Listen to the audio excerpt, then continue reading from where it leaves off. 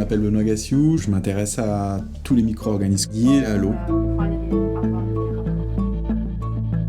Dans les milieux aquatiques, quels qu'ils soient, on va retrouver des bactéries, on va retrouver des parasites, on va retrouver des virus. Globalement, la plupart des micro-organismes ne sont pas pathogènes.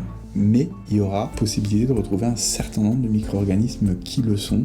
Les maladies qui peuvent être provoquées par ces pathogènes peuvent être des gastroentérites, des maladies respiratoires, des hépatites. Le prélèvement des eaux est une étape essentielle avant l'analyse. On prélève des eaux au niveau de captage, de rivière par exemple, en sortie de station de traitement de potabilisation au robinet une fois que l'eau est traitée, et puis on peut aussi prélever des eaux embouteillées. Dans le laboratoire, on va réceptionner l'échantillon et on va le mettre en analyse pour pouvoir aller rechercher soit des indicateurs de contamination bactériens ou viraux, soit des paramètres émergents ou des micro-organismes pathogènes. Le contrôle de la qualité microbiologique des eaux est basé sur la recherche d'indicateurs. Elle se fait selon des méthodes qui sont normalisées, validées. Il est illusoire de se dire qu'on pourrait rechercher tous les pathogènes possibles. Et c'est pour ça qu'on utilise des indicateurs.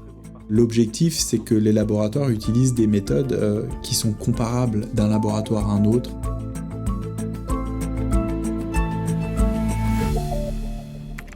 En France, les laboratoires du contrôle sanitaire doivent être agréés pour analyser l'eau de consommation.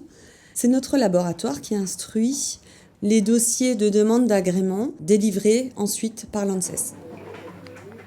En tant que laboratoire national de référence, le laboratoire anime le réseau des laboratoires agréés pour le contrôle sanitaire dans le domaine de l'eau et le réseau des laboratoires spécialisés dans la surveillance du coronavirus dans les eaux usées et les boues de stations d'épuration. C'est extrêmement important d'acquérir des informations parce que ça va permettre d'apporter des résultats pour faire de l'évaluation du risque, d'alimenter des modèles. Quand il y a une contamination, il faut agir vite. Ce qui est important, c'est de tout de suite déterminer si l'épidémie qui est en cours est liée à l'eau ou à un aliment. Et donc l'investigation, elle va nécessiter l'implication de différents laboratoires. La veille scientifique est une activité très stratégique pour les scientifiques. Elle permet d'anticiper de futurs risques qu'on ne connaît encore pas. Finalement, ce que nous on fait au niveau de l'unité, c'est acquérir des connaissances sur ce qui circule dans l'environnement, l'efficacité des traitements de potabilisation et comprendre le devenir, le comportement, les concentrations en circulation, comprendre le risque sanitaire.